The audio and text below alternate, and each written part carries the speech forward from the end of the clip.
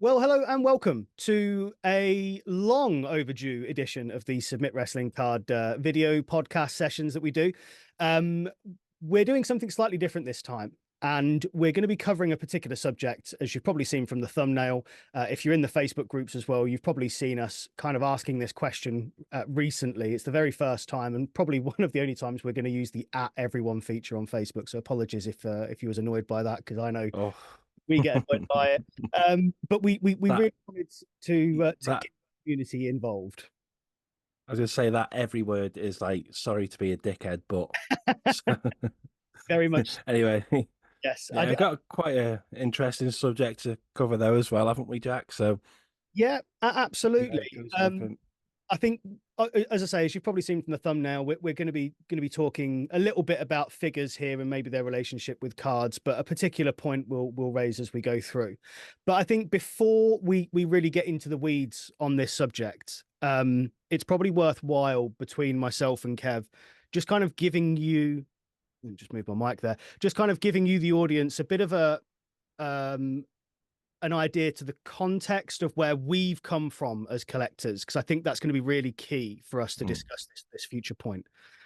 So if I start, because then that will give Kev, you can then elaborate on what bits you want to elaborate from your journey. So I kind of never really stopped buying figures. I predominantly started with Hasbro, so LJN was a bit too early for me. And I kind of carried on buying them all through from being a kid and collected them from there. I was using eBay in the really early days. I was using things like Friday free ads to find figures. You know, this was really early on in my sort of collecting timeline. I was there before a lot of the Facebook groups, before Facebook, really, before social media even started. I was already collecting quite heavily at that stage, specifically just figures. And then this carried on until around about, I don't know, probably 2015, 2016. And I then started to collect sets. And I had a rule that I would only ever buy a full set. I wouldn't buy individuals. Well, that quickly went out the window.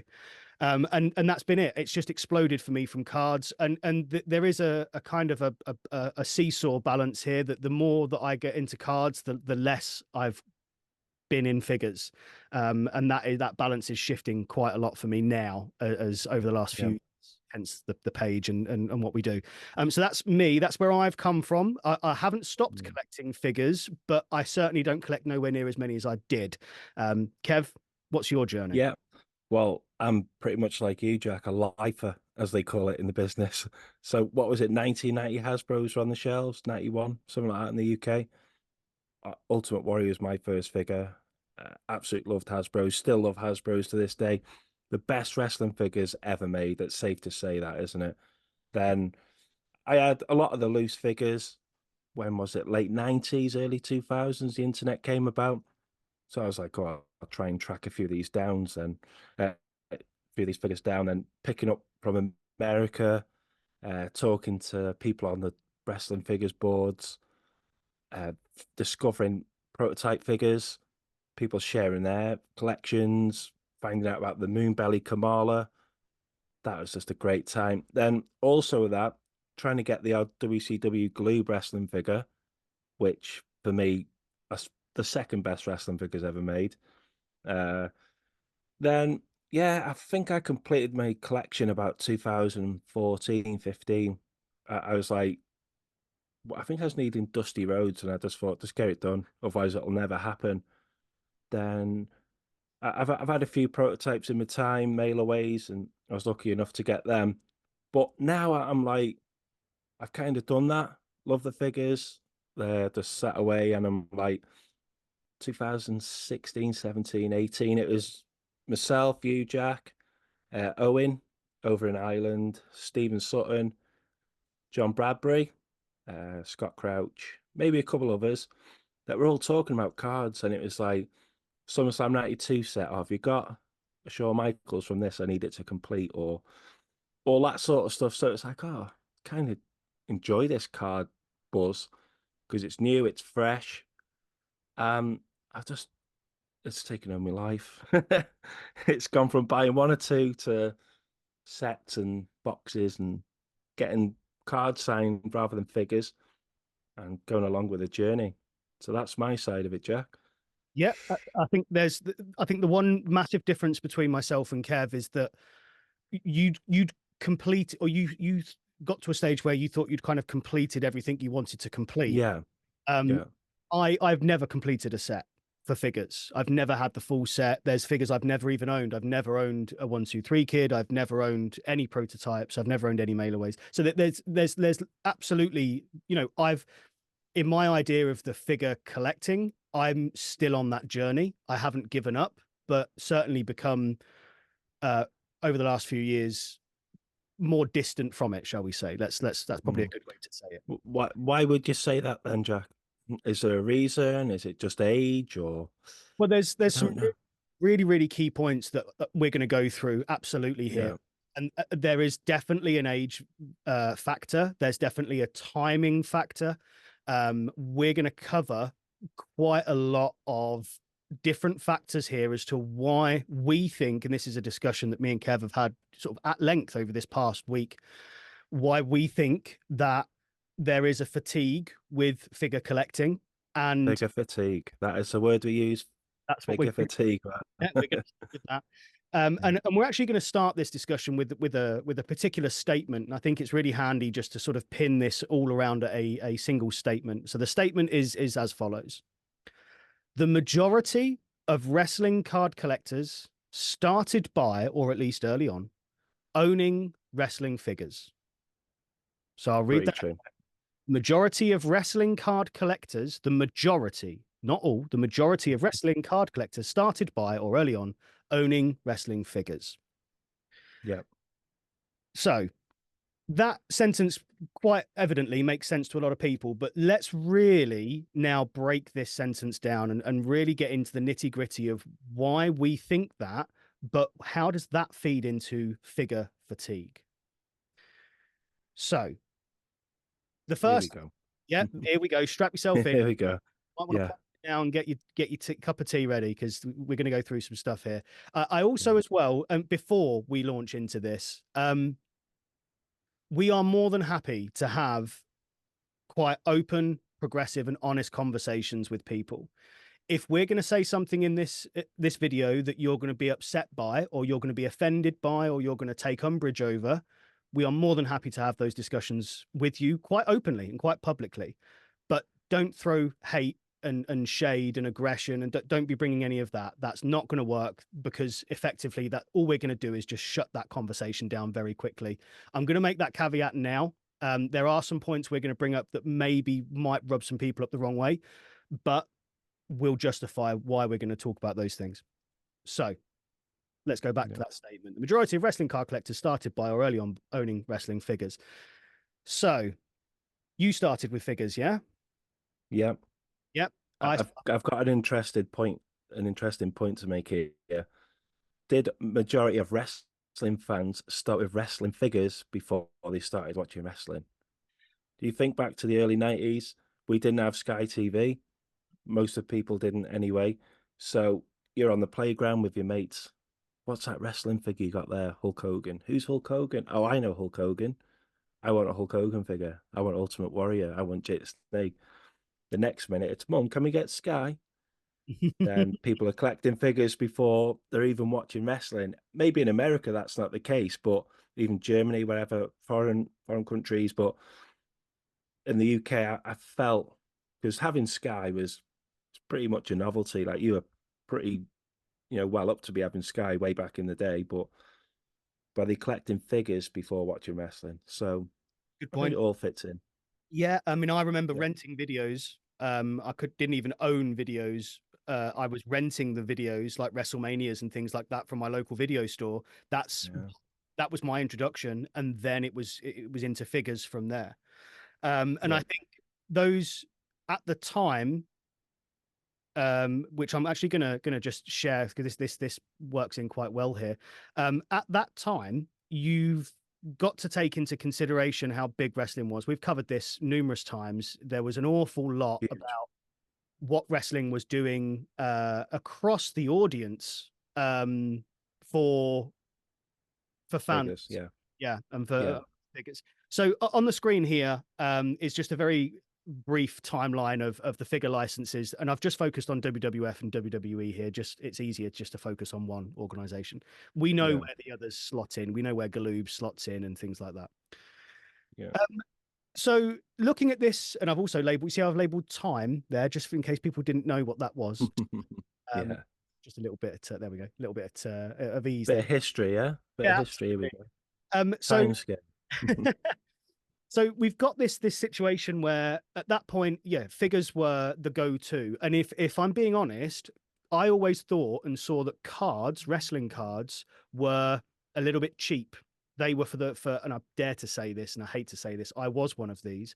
They were for the poor kids who couldn't afford the figures. Yeah, yeah, Now I'm not throwing any aspersions here. I was in that group. I had some of the cards because I definitely. wasn't particularly well off as a family.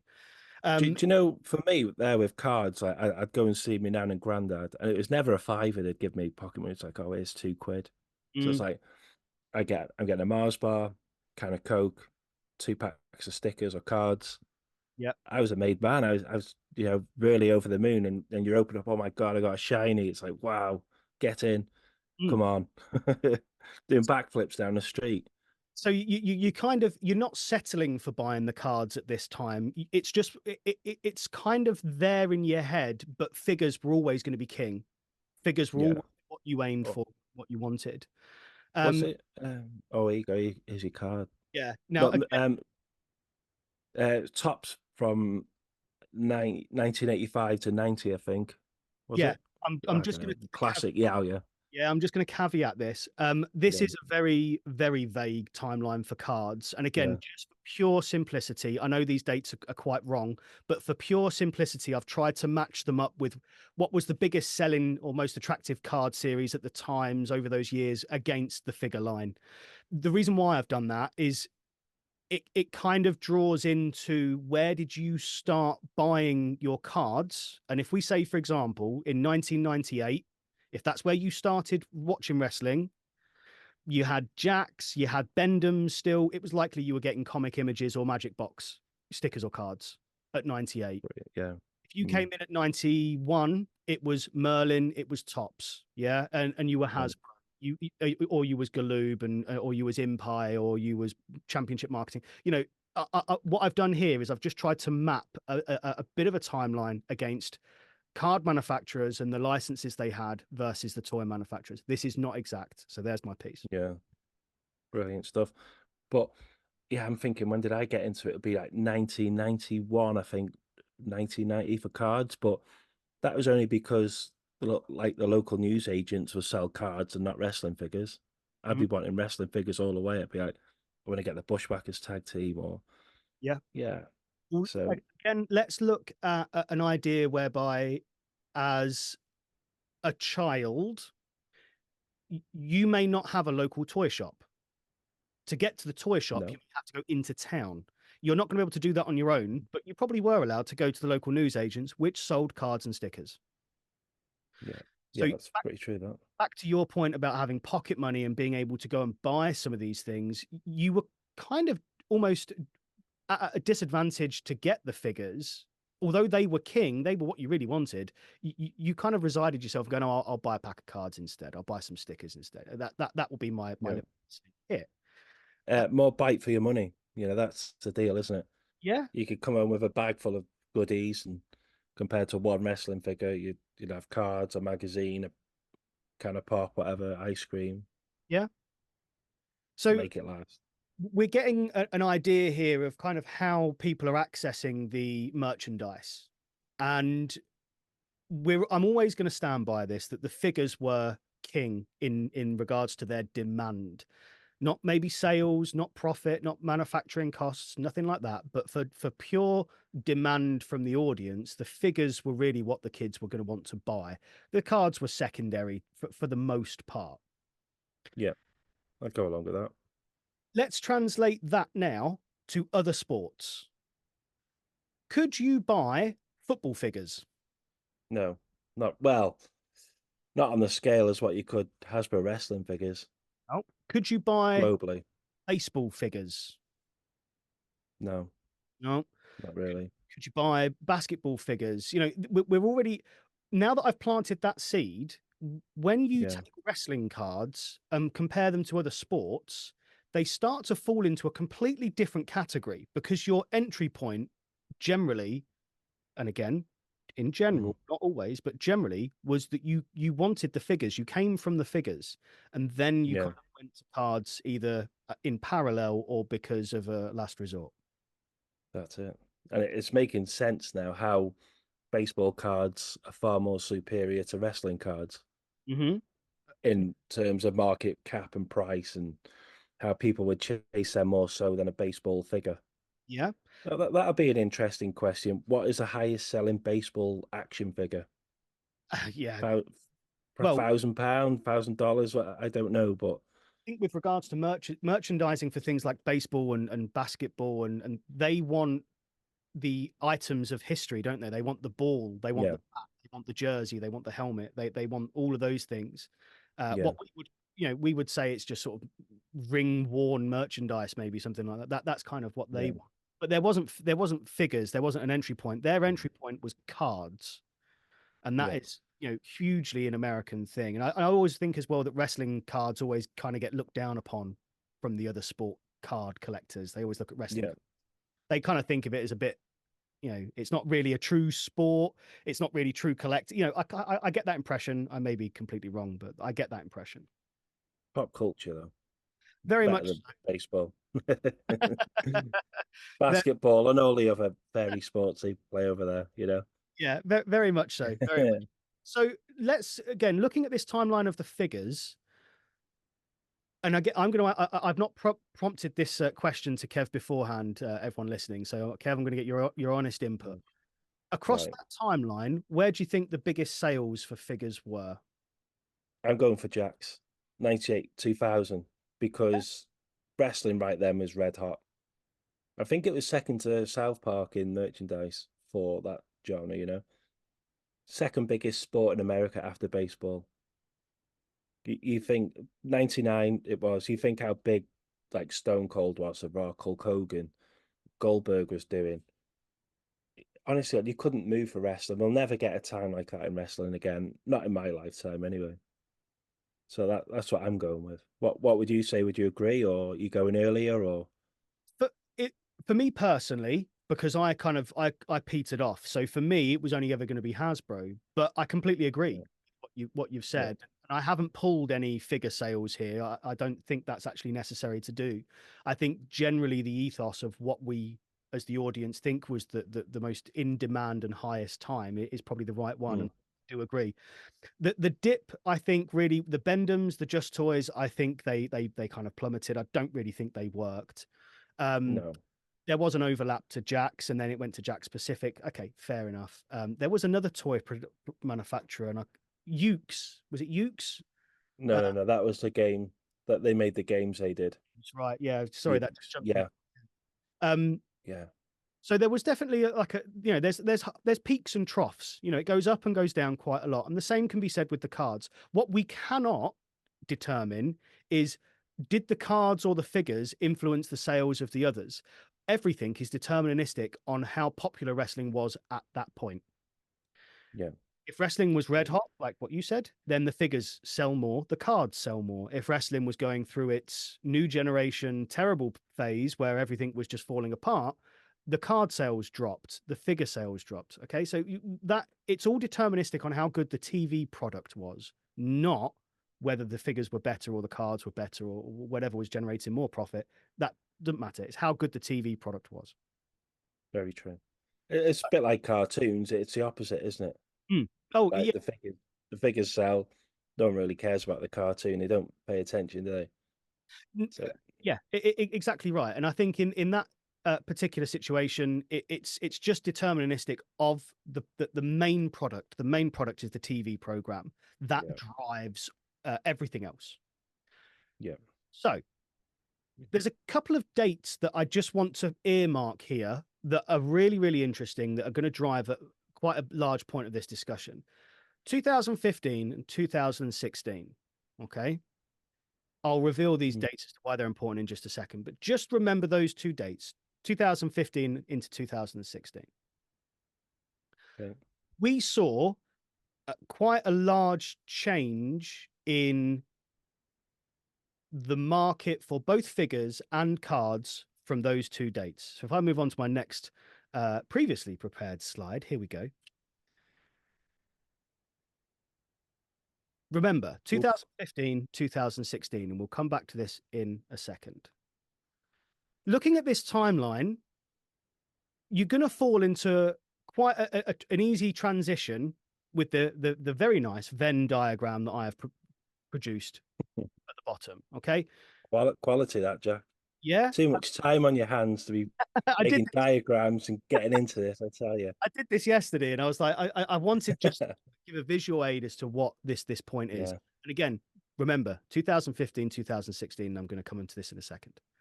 So when we started early on, and we're looking sort of back along the really early points of the time, we was all younger, of course. We were buying these figures and these cards for entertainment. They were functional. We played with the figures. They were our idols. We were, we wanted to replicate them. We wanted the ring. We wanted all the merchandise. There is a very, very good book, wrestling merchandise from the 90s, I think it's called. I can't remember Yeah. who wrote it, but it's Some legend. yeah, some absolute icon. But if you have a chance, go through that book and just see the amount of merchandise licensing that wrestling was throwing out there. It went, absolutely humongous. Okay. Now, there is a transition period that everybody went through as a collector from any sport, from being a younger collector to an older collector, and you made a choice. Did you store your collection or did you sell your collection? And everyone made that choice, and everyone went through either partial or in full. They went through that choice. Did you sell it? Yeah. Did you keep it? Okay. Then once you've gone through that transition, if you come back to collecting, or if you go, even if you never left, you still have to make that choice. Do you sell bits or do you store them? When you become older, you then start looking at things like you want to preserve what you've got, hence grading, okay, hence encapsulating, hence researching. You're doing it for nostalgia, okay? Your points to collecting start to change. Yeah. Now, again, it becomes you take to it more seriously than when you were younger. Younger, it's just a finger. It was more of like a drug. It's more of a fix where you're saying, I need to complete this set. I'm going to do everything I can to get this set, throwing money at it, throwing time at it. But as you look there now, when you're older, you're taking a look. I think you take a step back and you say, hold on a minute here. Where am I going with all this? I think I need to catalog it, need to preserve it, take it for what it actually is, and then go forward. That's how I'm seeing it, Jack. I don't know what you've got. No, I think that's very, very valid. And again, that you make that transition. Everyone has to go through that transition of deciding how do you want to proceed with what you've got. Do you just see them as old toys, old cards, old whatever, and you want to chuck them in the bin, or do you want to sell them or whatever? Or do you want to store them?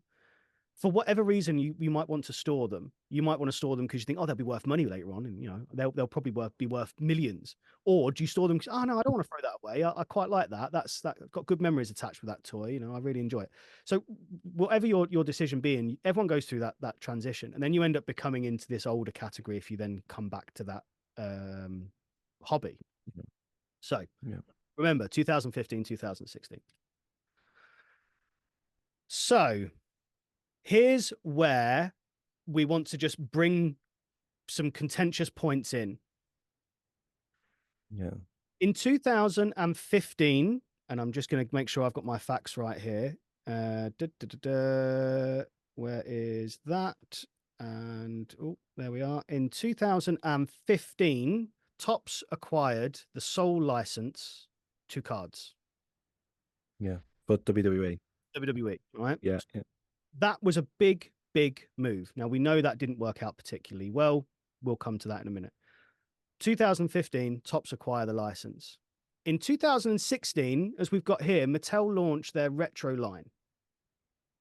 So in the space of these 2 years, the two big things that we have happen in the card market and the figure market is that the card market gets dominated by one sole supplier, which is Topps. Topps have been running dual licenses for ages with WWE, but now they've got full control over it. Now, did we see, and this is a very vague, broad question here, in 2015, did you feel that there was any shift in the card market at all? Well, to be honest with you, Jack, I wasn't collecting to how I am today. So somewhere along the line, they've drawn my eye, they've drawn my eye into collecting, probably yours as well, other collectors. Pre 2015, I didn't know anyone collecting wrestling cards. I'll be honest with you. In the Yep. UK, that is, Mhm. you And know, I'm going to completely agree with you. That date slipped by, and I wasn't even bothering really looking at many cards at that stage. Certainly not modern cards. Yeah? very true. 2015 happened. It came, it went. I didn't see any difference with cards. I wasn't really in them. I was in the same boat as you. I was still really with figures. Yeah. 2006, Married to wrestling figures. exactly. Definitely. Yeah. 2016 lands, and Mattel launched their retro line. Okay. Yeah. What happened? Well, Oh, go on. I was going to say, was it at the San Diego Comic Con that they announced it? Something like 6 retro wrestling figures. I was always saying to myself, no chance can Mattel do that because Hasbro would hold some sort of licensing. Obviously, we were wrong. As soon as that's come out, it's opened the floodgates, hasn't it? Yeah. So I remember the absolute chaos in a lot of the Facebook groups about this Mattel line, this retro line being made, and the chaos of pure excitement of Yeah. there's a sprinkle of nostalgia because clearly they're influenced by the Hasbro line, but they were newer figures. Roman Reigns, John Cena, they were newer figures and they were mixed in with the older legends as well. So there's a real nostalgia sort of sprinkled throughout all of that release from Mattel. I went Yeah. into Smith's. I've got a big Smith's toy store down the road from me here, and I walked in just after they'd released to commercial sale those figure line, and I must have seen probably about 5 or 6 pegs along, Yeah. and maybe about another 4 or 5 pegs high of just that Series 1 retro line. Wow. All the other modern figures were all at the side. They had about 2 lines of pegs, and that was it. I went in, I bought every single one for Series 1 because none of us knew how long this was going to go on for. And we all loved the release and we all thought they were brilliant and amazing. And we all jumped into it. Everybody did who collected figures. I don't know Yeah. anybody that I, generally wasn't excited about them. I think the nice thing with Mattel was that there was just 6 a year. 6 wrestling figures a year, costing you 10 quid maximum, 60 quid, 120 if you want one, lose one, mint on card. You can go to your local store, pick it up, and it's not so much about having the figure, it's the buzz of going to find it. Well, I remember, is it the Entertainer, a UK store over here? Like calling into there one day and it had loads of figures for like 2 quid, 3 quid. I'm like, this is just like being a kid again. So it did touch the old nostalgia buttons, I will admit to that. Yeah, and I remember thinking exactly the same. I remember picking some figures off the shelf and thinking, well, this is what I did when I was 7 or 8 years old. This is what it felt like. And okay, it's never as great as you remember because you rose No, tinted glasses, but I remember thinking this is brilliant. This is great. And I went back in, I think about 2 weeks later, and the retro line had reduced down to like one row of pegs or something, and the modern figures were yeah, place. Fair enough. Okay, I'm not going to go into the reasons as to why supply demand, whatever. yeah. So that was 2016 that Mattel had launched that line. Mm, So it was probably a few years later until we started seeing some of the other retro figures be released that again I've got on the list on the screen here. So we've got, I mean, Kev, you talk through them, and the reasons why I've got it's some about, blue. I'd say Sorry, about, yeah, 2019, Cella Toys came along with their wrestling figure line. Was it Nick Aldis, their first wrestling figure they've got? yeah, They had, I think Dynamite Kid came along. There's a few wrestlers that I wasn't familiar with. Tonga Liao, Supernova, to name a few. And at first, I was like, wow, this is the way to go. Then Adam Bomb was the one that really made me think because the actual bubble was slipping off the card that was in transit, and you'd get your figure, you think, hold on a minute here, is this real quality, or is this just a bag of spanners that someone's tried to sell me? Yeah, I appreciate all the hard work that's gone into them. I really do. But I think when that happened, a few people started to open their eyes and say, do I need Chella toys? Then Zombie Sailor toys, he came out of his Heels and Faces line. You've had grapplers and gimmicks. They've Mhm. had so many releases. Ringside, well, that's Ringside Collectibles where you order them from. Um, KWK, honest to God, there's that many companies out. There's about 6 or 7 where you're talking about this. Wrestling, something wrestlers and Rush Toys. No, no offense, I appreciate what you're doing, but when you're trying to slam about 100 wrestling figures down my throat every year, that I'm not really interested in, it kind of takes away the fun of the real WWF Hasbro wrestling line for me. So, as much as I want to collect it, I'm just losing out on storage. It's 25 quid, 30 quid a figure. The hassle of getting it over from the USA or wherever, it's just becoming more and more of a hassle because on top of that, you've got variant after variant after variant. And I'm thinking, oh man. But I like to see that people are putting the effort in. I think fair play, take your hat off to you. But I'm not getting the thrill with wrestling figures anymore.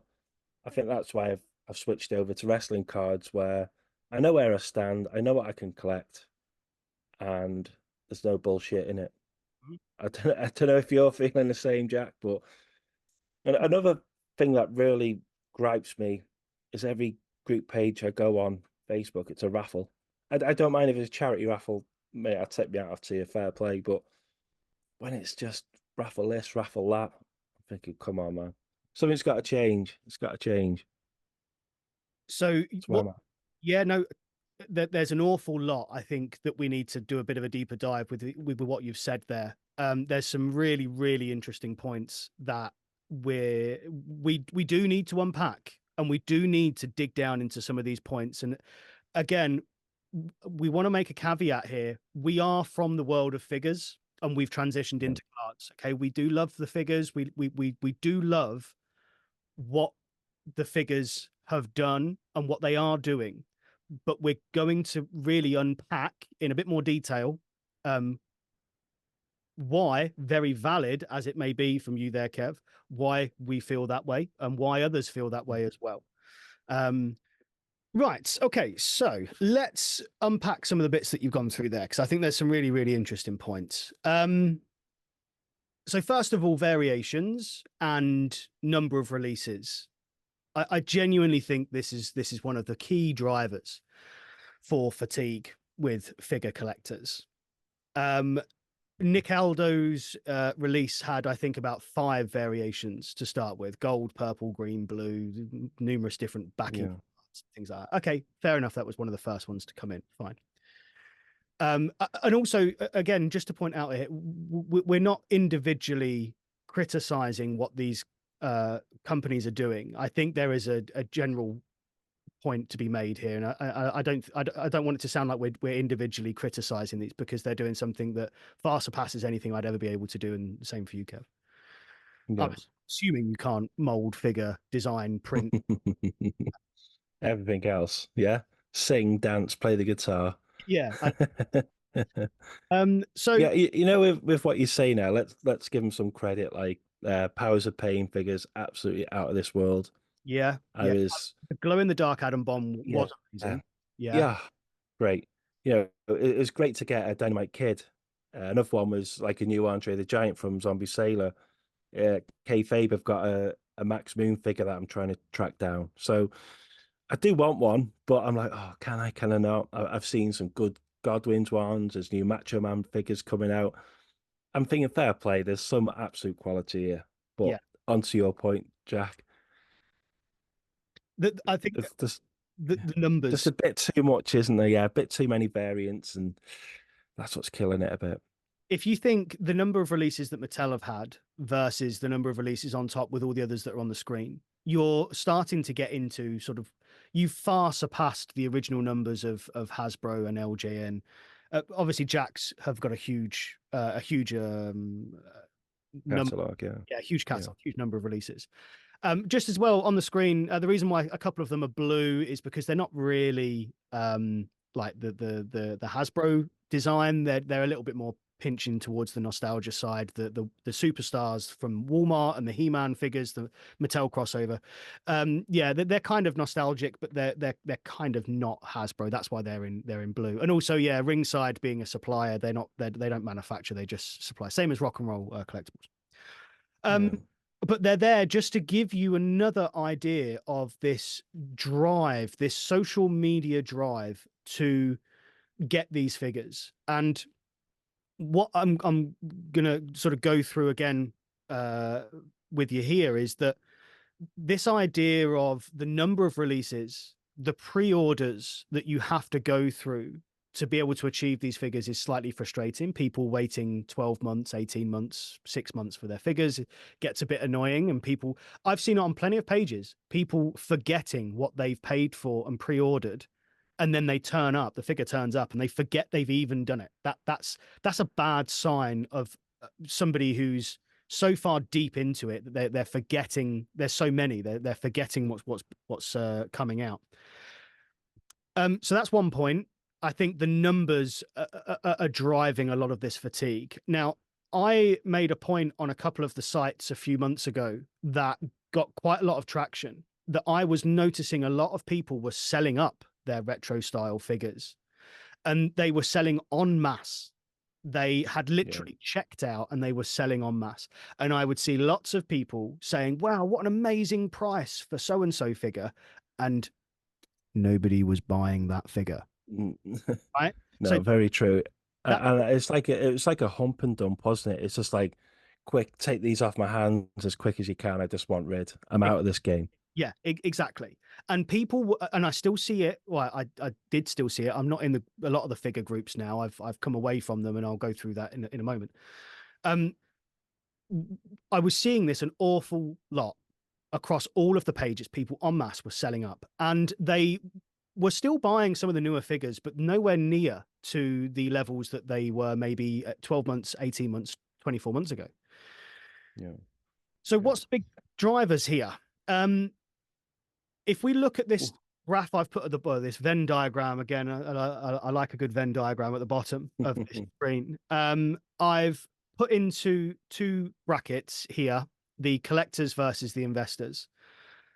Now, this is across any collectible revenue stream, nostalgic trip. This works universally, whether you're collecting 1940s Art Deco vases, corner stands, whether you're collecting stamps, whether you're collecting paraphernalia from Madonna. Okay, it doesn't matter. All right, there's two types of people that fall into these categories, and they are not exclusive to each other. You will bleed over from time to time into different sides, and everybody does. And to be honest, this is where things might get a little bit contentious in the comment section. Okay, as a collector, there are a few key driving points. You are for preservation, maybe nostalgia. You are for completing various sets or releases. You're a completionist in that sense. Or if you're not a completionist, again, you fall back into those other two, preservation and nostalgia. Community, I've put a question mark against because I'm going to come back to that point in a second. Okay. The other side is if you're an investor. And as an investor, you're doing a few different things. You're trying to predict a market whereby you think that you will come up from a monetary value, you will be positive. And you're trying to predict, if I get in early, what is going to be worth more later on down the line.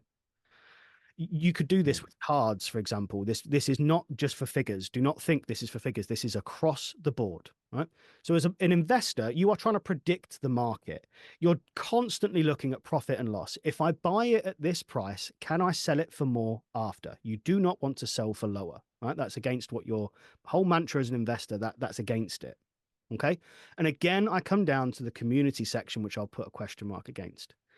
Now, where do these two lines bleed over? Well, quite obviously, knowledge of the product is key between both of these sides. From a collector, you want to seek more knowledge, and as an investor, you want to seek more knowledge because it helps both sides. Supply and demand will feed again both sides. But the key driver to supply and demand, and let's now bring this to the figure market since 2015, the key driver for supply and demand was FOMO. It was fear of missing out of those lines. You didn't know if Mattel were going to carry on with them, so you jumped at the chance. You didn't know if the next series was going to be worth 5 times as much. You didn't know that Superman punch Roman Reigns, when it came out, you didn't know it was going to be worth 5 times the value of its release cost. You didn't know that. No. The collectors generally wanted all of these for their own collection, and the investors were just, again, doing what they do. They're buying them up thinking they're going to be worth more down the line. Yeah. So let's take that idea of FOMO and let's now apply that to all of these other figure manufacturers that we've got at the moment. What are they doing on the social media sites? What are they doing with email shots? What are they doing with their marketing? They are doing what every company does, and they are trying to market their product ahead of everybody else. But it's driven off the back of this FOMO, this limited run. These are custom figures.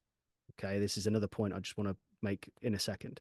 They're driving that FOMO, which makes the investors go mad because they think they're going to get money back tenfold. And it drives the collectors because they want to complete those sets. They want these figures.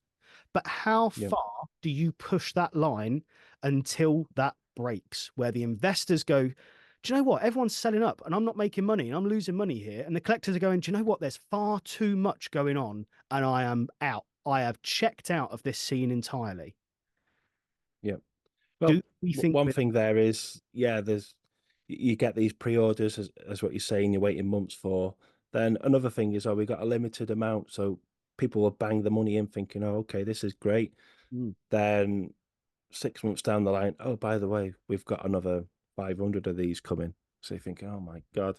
So people, FOMO is a big one. Do we get that in trading cards? I don't think we do. I think there's a wide variety of trading cards. Well, one of one. But but again, I think that one's for like the absolutely batshit crazy collectors in this world. I take my hat off, who are got more money than what I'll ever see spending silly money on one-on-one cards. But saying that, I can get a similar variant to what they've got, and it's pence. It's easy to pick up. Yeah. So if I take, for example, one of my all-time favorite modern sets, which is Slam Attacks 2021, which I'm still trying to complete out of pure principle now. It's like 370 cards for the base set, which I find is absolutely bonkers. And it's a novelty now. I'm trying to complete this set. I don't particularly like the set either, but I'm just determined now to finish it. That's the base set. The autos, then you got your twos, numbered, the parallels, the you've got all these other things, which again, there is nothing new here. What I've just gone through, this is how collectors markets work day in, day out. And there's no point getting angry about it. And again, a lot of us move between those two sides, the collector and the investor. But the thing I want to drive, which I've left off to go through on purpose, is this idea of community. Is that the collector, when you've got your collector hat on, you are quite happy to share your knowledge. You don't act as a gatekeeper. You don't hold back information. You don't buy every single release of something to manipulate a market. You don't laugh at other people's collections. You don't charge extortionate. Everything's rosy, isn't it? Yeah, everything's on a positive note, isn't it? Yeah, that's how it should be. As a collector, you see you almost see the positive in being a group that's how you're going to broaden your knowledge, and you don't get anywhere on your own. As an investor, it's the complete opposite. The investor is wanting to manipulate the market. They're wanting to have as much stock as possible. They're wanting to buy low, sell high. They don't care who or how much they're buying things for. Whether it's as a if they're ripping someone off, they're not. It's a very personal thing, is to get money. However, both sides of this market need each other anyway. So I'm not saying investors are bad and collectors are good. Both sides need each other, because as a collector, and I'll make this very, very clear here. As a collector, you need investors to be able to influence a certain amount of the market so that you feel good as a collector that your Series 1 Intercontinental Champion Warrior Oh MOC yeah, is now worth 5 times more because the investors have like figured out that it was a limited run. yeah, Okay. that is it, isn't it? You feel Mm. good as a collector knowing that you're sat on this nice little nest egg. You feel good for that because the investors have kind of figured these bits out because they've been predicting the market. They've been doing this. Okay. So both sides need each other. I'm not saying one's worse than the other. What I am saying, Yeah. however, is in regards to community, an investor is automatically against the idea of en masse community. They're there for selfish reasons. This takes me, and I'm going to be very, very careful here because there's a few points that are going to upset people. You mentioned raffles. Raffles are good to be able to offer a chance for someone to own a big item that they wouldn't be able to in the past. I have myself entered raffles. I have ran raffles. I've taken part in raffles. I've invested in raffles. I have gone through this phase. Do I agree with them? Not particularly. Are they a bit fun? Yeah, they are. Do they cause problems for the community? Not massively, but we are now starting to see, and I'm not going to mention any names, that's not fair. We are now starting to see a lot of people getting sick and tired of pages just being filled with raffles over and over again. We are also seeing new collectors starting to spin up raffles. Fine, go for it. You've got the knowledge to do it. You've maybe got the stock to do it. Maybe you've spent millions of pounds of your own money investing in your stockpile, and you want to get, Raffle business. yeah, okay, that's fine. But I think that I'm not getting at the financial implications of raffles. What I'm getting at is their pure repeatability and why the scene of figures is suffering with this fatigue. And it goes hand in hand with the retro releases. They were launched in 2016. We saw, over the last maybe 5 years, the explosion of raffles across the community pages. And a lot of pages don't do them. Perfect, fine. A lot of pages sort of interweave them. Okay, fine. But again, if I was to take all of those Chella, Zombie Sailor, Grapplers, if I was to take all of those and put community group pages in those boxes and say whether or not some of them run raffles, the majority of them will run raffles. And it's starting to add to this fatigue. And this isn't just a fatigue within the retro line, it's a fatigue within some of the vintage lines, the Hasbros, the LJNs. I mean, it's just starting to become very repetitive. And as you said, something kind of has to change. People are starting to get bored of it. This is one of the reasons why I've stepped away from a lot of the groups, because I just got bored of seeing the same things over and over again. And I thought, well, I'm not learning anything here. This isn't really a community for me. This is just I'm just watching these raffle things go up. And they got. But I think, yeah, I was going to say, I think that's what we said with Summit Wrestling cards, is to make it fun. And you can have someone put any question in the group, and hopefully myself, you, anyone can answer it, and someone can take knowledge from that and say, well, at least I've come away from that group with some information. It might be a value of something, like what year a set was released, who was in it, what the rare ones, what's the bad. And I'm not finding that with community groups at the minute. Again, you're mentioning raffles. There's far too many of them, but there's no real talk of figures. Like there is one group, I'm not going to name it, and they do question and answers. I think it's absolutely refreshing. It's brilliant, and that's what we want. But if it's not that, it's like, what other WWF Hasbro information do you get? Like we do click onto other podcasts about wrestling figures, should we say? And it's like they've just taken the whole ball and ran with it. And it's like, well, we don't have to talk about anything now because you've already told us. It's like Mm. there's nothing for us to share, is there? Where I suppose 15 years ago, we'd be like sharing, oh, I found this prototype. Now it's like, oh, well, that same person owns all the other prototypes. So what's the point in playing the game? yeah, there is, and I suppose I can pose the question: how much more information is going to come out about Hasbro's? How much? When was the last Mhm. time we spoke about? And this is just personally for me. When was the last time we spoke about like a prototype elite figure that was released? Discovered, yeah, yeah. It's just not something that's really coming to the forefront too much within our sort of our demographic. And that's even wrong to say, I think, because I think there are some people in Mm, our demographic that absolutely love elite figures, and they're probably going to put me to shame in the comments. Yeah, okay, absolutely, go for it. Um, in yeah, that sense, if we bring this back to what this whole video is about, is are people becoming fatigued with figures, and is that what has driven them into the cards? yeah, So again, remember those times, 2015, 2016, the demographic of the collector at that point in time was very much, if I go back a picture, can I go back one? Was the older collector. They were preserving, they were looking at nostalgia. And that's the whole point of those retro lines, was doing exactly that. yeah. Tops had released from 2015, they'd started releasing more sets that included a lot of older wrestlers. Wrestlers, yeah, If you look at 98 comic images, no classic wrestlers. 99 comic images, no classic wrestlers. no, Some of the Flair sets, 2002 Royal Rumble, I think we see some in there.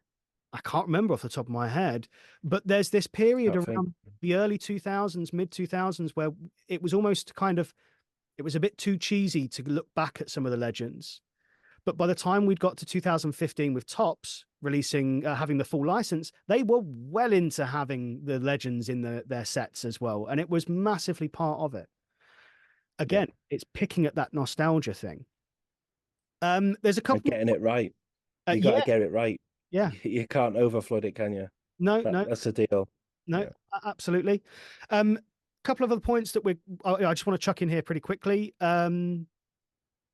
And I'm going to read through the comments on the Facebook post. I'm not going to name names. I'll read through them and we'll run through.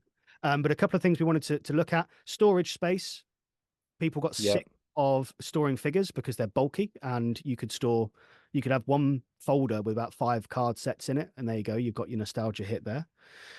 Mm. Um, is there an idea of blind buying that Not with figures. you don't get with figures? You know exactly who you're buying, but you don't with cards.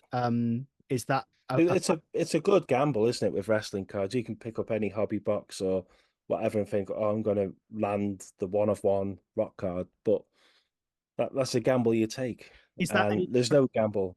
Sorry, is What's that any that? different from raffles? Is that any Mm, different? You're putting money into a product to see no, whether or not you get something as a win back. Is that any different from raffles? I I don't think think the difference is that you're coming away with something. Okay, I didn't get the rare card, but I've got five 20 cards I don't need. cards with. So it's that, isn't it? Yeah, I'm playing devil's advocate here on purpose, just to try and balance out a lot of the points that we're making. The And I book, think, yeah. again, it's worthwhile having these honest and open discussions. Some people feel with cards, it's a greater collection to the star, to the wrestler, with things like relics and autos. They've actually handled the card, or they've handled the autograph strip, or it's a part of their clothing. It's ring worn. It's it's a part of the boneyard, that damn relic that I'm never going to be able to get hold of. It's a part of the Yeah. table that the Dudley boys went through. Things like that. It's a greater connection than the actual figure. They've never seen the figure. They've never done anything with it. You have to pay again to get them to sign it. Whereas with the And cards, sadly, mm, with like a figure, for instance, Big John Studd, I great wrestler, not taking anything away from Big John Studd, but one of my main reasons for buying a Big John Studd figure is to get it signed. Sadly, he's no longer with us. yeah. How many other guys like that are no longer with us? With an old Mm, wrestling card, you could find some that are signed that are of deceased wrestlers, where you could retrack it down on eBay or whatever. But mhm. with the figures, you can't like. recapture it or whatever, can you, and get it re-signed. It's just not happening. Yeah, which again, it-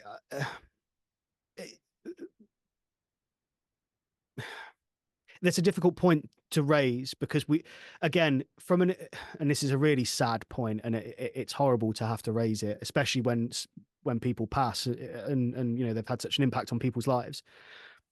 Collectors and investors need, you know, you can already see the difference between a collector and investor when someone passes away.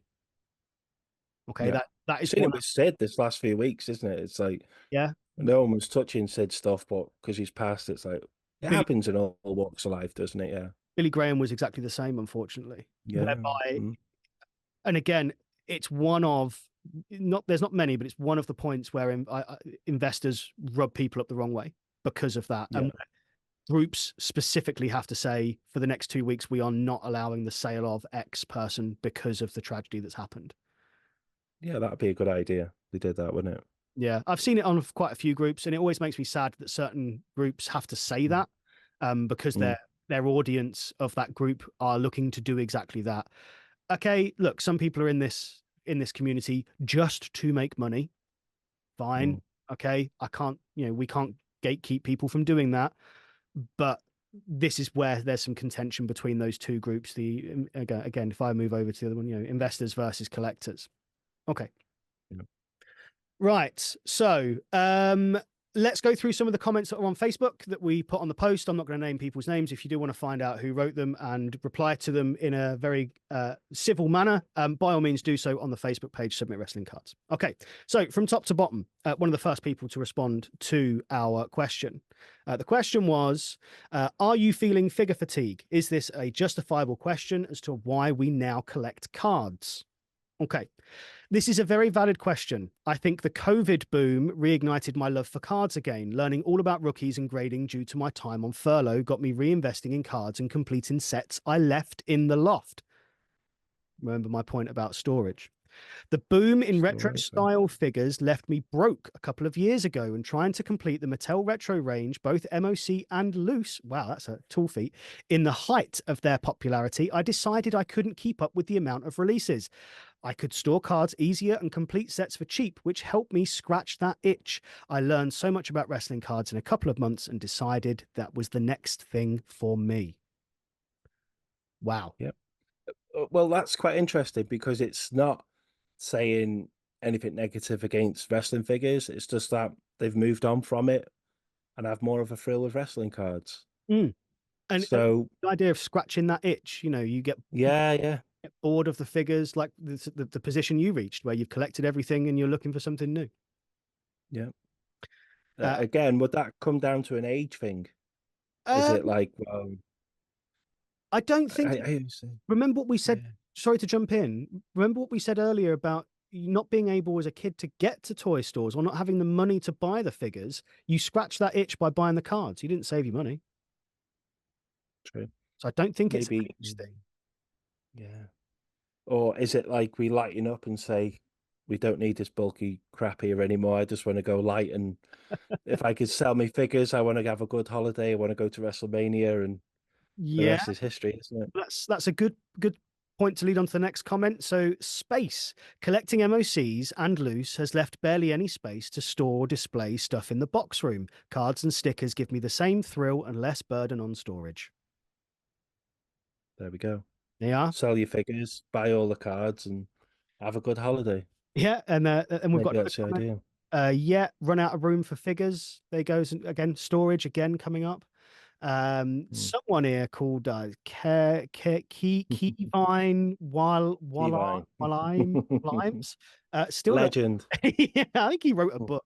I think he wrote multiple. Still love the Woof. Hasbro figures. Have a lot of enjoyment tracking down new cards, and it's affordable. And again, just to underline that, no raffles either. Just to underline that Thank particular you. point there. Um, Okay, next. This exactly. I felt done with figures after going mad during COVID. The switch to cards has been an enjoyable change and a new chase. There we go. There's It's there, isn't it? there's definitely themes going through here. We've got a very welcome, long-time fan of the page. It was cards that got me back into collecting. That's a big phrase. Cards that got me back into collecting. Then went to figures for a bit, but I love the chase of trying to complete a card set and box breaks. So, for those Mm. unfamiliar, box breaks are where someone will buy a box of cards and they will sell at varying different prices certain characters that are going to appear out of the cards from those boxes. So you might pay £30 for every Stone Cold card that gets pulled out of that box. You may pay £20 for every Jake the Snake that gets pulled out of a box. Um, Sometimes it works out massive because you might pull an auto that you've only paid £20 for, and all of a sudden you've got some massive one of one auto. But the majority of the time, it's just the same as yeah, Anything else? anything else. It's a gamble, really, and you know, Yeah. you win, you lose. It's up to you. And then oh yes, and then we've just got a bit of a joke, just saying someone never gets tired of collecting figures. Um, and I think that's true. Again, we're not saying that figures are have died, because they haven't. I think they're always going to reign true and reign as the key driver and Number motivator. one. Yeah. But I Yeah. think reading from those comments, we're seeing the same thing. We're seeing people have become bored with the number of releases that are coming out. They haven't got the space to store all 400 retro figures that are being released in the next 2, 3 years, 4 years. And they haven't got the money either. The figures aren't cheap. So, and they're all Mm. vying for space, aren't they? They're all trying to ram it down your throat. You need this variation because we're only going to make 10 of them. And another, sorry, I forgot to mention this actually. This is specifically for the modern retro-esque figures. I will consider Mattel to be the official line, and all the others, although they are individually licensed by the individual for likeness, I see them as glorified customs. That's a pretty contentious line, and I think that's probably going to wind people up, and that's just how I see it. They're They shouting at the screens now, Jackie. I know Get the comment yeah. section, yeah, be people in Your red heart. pitchforks, yeah. Yeah. But there is a legitimate and factual reason for this, is that Mattel have the official license and that everybody else only has likeness licenses, as far as I'm aware. So they do not have license for, so for example, the WWE or the WWF. Well, they wouldn't be the WF, but the WWE logo. They don't have that license. They have likeness licenses, which is individually contracted to the person in question, but they do not have the official license. So effectively, and this I'm good, Superstars and the He-Man, they do have the official license. Everything else is just likeness licenses, which we've already seen. And again, I'm not naming names. We've already seen particular manufacturers of these retro figures getting into hot water because they weren't seeking those official licenses, because they are still just custom figures. I think that solves it, Jack. I think it's quite a hard subject to talk about. I really do.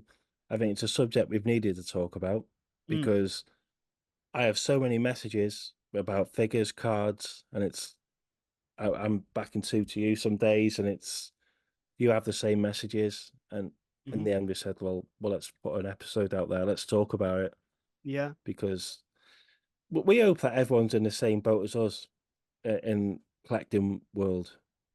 I don't get any more of a thrill in seeing someone pick something up that they really want, and if they get it signed or whatever, then brilliant. Hmm. That's what it's about for me. Seeing people happy collecting, whether it's card figures, a ring worn stuff, whatever. I just one thing I was going to mention is the retro wrestling scene. Have we seen too much of it? Have we had enough? I haven't. I know I love cards, but then again, do I love cards? Would I still collect if it wasn't wrestling, for instance? I wouldn't say football, but it's just such a niche wrestling. It's you can't describe it to anyone who doesn't watch it. Hmm. So, do we collect wrestling because it's wrestling, wrestling's sake? Where I know now I used to watch over Royal Rumble, Survivor Series, WrestleManias, and have like such a buzz watching back over them. But now I'm like, you know what? I need to kind of move on in the nicest possible way. Hmm. So, is it that side as well where people are just cracking on with life and just moving forward a bit. I don't know. Yeah, But wrestling cards for me are always going forward. It's just such a positive. mm, I know. I know someone's going to put in the comments, which is a very valid point. You know, we've rattled on for half an hour, 45 minutes about the pure numbers that get released of the retro figure lines, but every year we see at least two different sets released where wrestling cards and things are concerned. Um, I think it's the same thing, and I do wonder, in 4 or 5 years' time, Kev, are you and me going to be sat down and we're going to be talking about, are you suffering from card fatigue? Are you absolutely Yeah. fucking sick of parallels and numbered and rain, Yeah. the same shit being So, thrust down our throat, you know, the Panini or Top? 1982 All Stars set. Yeah, is it going to be exactly the same thing? And very much probably, yes. I think that's probably going to be the case. And I think it's probably going to be in a very similar situation. But remember, the whole point of this episode was to say, are we seeing people leaving the figure collecting and are they moving into cards? Not where cards Yeah. are going to be in 10 years, not where cards are going to, they're going to be twice their monetary value, whatever. They'll do what they need to do. And both collectors and investors will drive that no matter what. Yes, I think is the answer. Everybody that collects cards 100%. has come from figures. Um, no other sports don't have that. Baseball, basketball, football, they don't have that entry That point. bridge. Yeah. Yeah. Yeah. But wrestling It's is in a true. unique place, and it does, and it has, and that's where we are. Um, but yeah, just to reiterate, there may have been some things we've discussed here that might have upset some people. They might take offense to it. They may want to have those discussions opened out further. We're more than open to that. But keep it civil. We're not here to annoy people. We're not here to upset people. We're just looking at this from Really? again, we're looking at this. We are to I would still say in my heart, I'm still a figure collector. I'm still sending things off for grading. I'm still trying to upgrade figures in my collection. I still collect figures, but my time Yeah. is now probably 90% cards, 10% figures, whereas 5 years ago it was completely different. And also, Yeah. just to chuck in, we forgot to mention as well, sorry, that the last point before the time wraps up here. Somebody, I'm not going to name them again, that's not fair. Somebody put in a group very recently a post about the COVID bubble looks like it's burst for the prices and the costs of figures. And they put lots of evidence from eBay sold figures whereby the prices have dramatically dropped. So I think one of the things that was really upsetting people where fatigue was being set in was the pure cost was being driven up so high for figures. And that has come specifically from this part, the investors, the market predictors, the profit and losses, and they having the knowledge that prices were going up and up and up. So they were in the supply and demand market, which was, natural to them, is what they do. But I think Business. Yeah. we're now starting to see that come down again. And they did provide some evidence and some pictures of recently sold figures, and that prices are now looking like they're coming down. Um, who's that good for, Kev? Prices of figures coming down. Who benefits there?